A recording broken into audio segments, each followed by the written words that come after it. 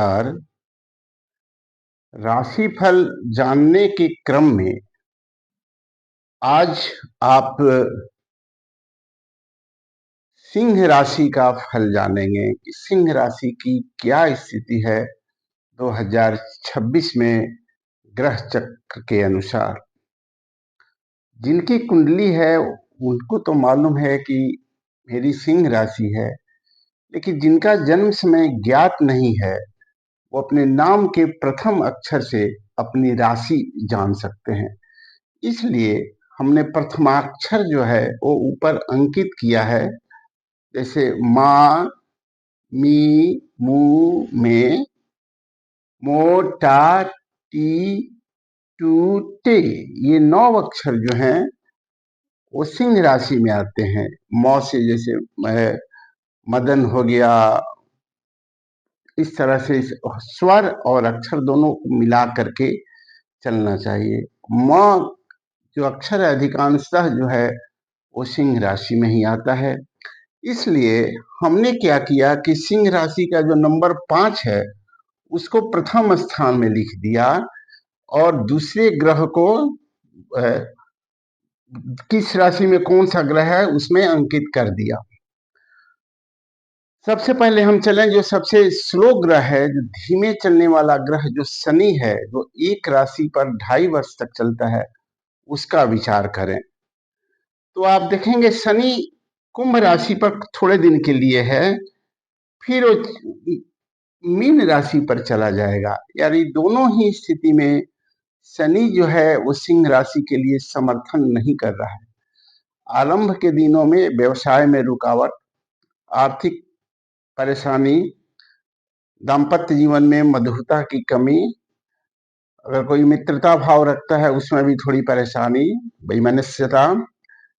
फिर जब अष्टम में वो चला जाएगा तो स्वास्थ्य में बाधा, आर्थिक परेशानी, अनचाही जगहों पर जाना,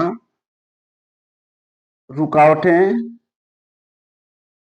कुटुंबों से विरोध आदि जो भी फल होंगे वो प्रसन्नता को क्षीण करने वाले ही होंगे इस वर्ष शनि के प्रभावगत।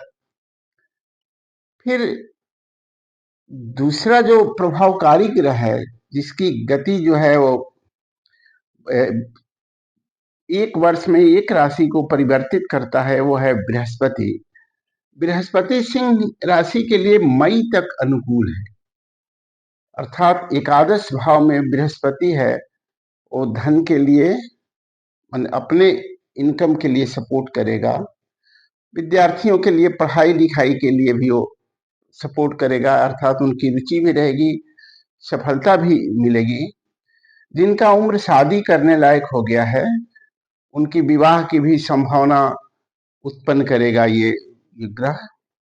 और कई अच्छे भावों पर उसका नियंत्रण होने से वो शनि भले ही थोड़ी रुकावटें पैदा कर रहा है, तथापि मई तक जो है वो बृहस्पति जो है समर्थन में रहेगा और जातक जो है वो प्रगति की ओर रहेगा मई तक। उसके बाद से बृहस्पति जो है वो द्वादश भाव में चला जाएगा, 12वें भाव में चला जाएगा, जहां खर्च की अधिकता, अशांत मन, लोगों से दुराव, दैनिक दिनचर्या का अस्त व्यस्त हो जाना आदि प्रभाव उत्पन्न करेगा।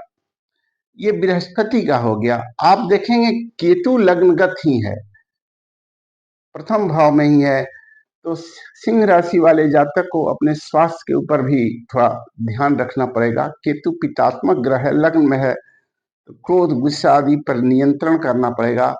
खान पान में भी थोड़ा नियंत्रण रखना चाहिए, अन्यथा स्वास्थ्य जो है वो गिर सकता है। दाम्पत्य जीवन में मधुरता लाने का भी प्रयत्न करना चाहिए, क्योंकि केतु और राहु दोनों ही लग्न और सप्तम भाव को इस वर्ष प्रभावित कर रहे हैं।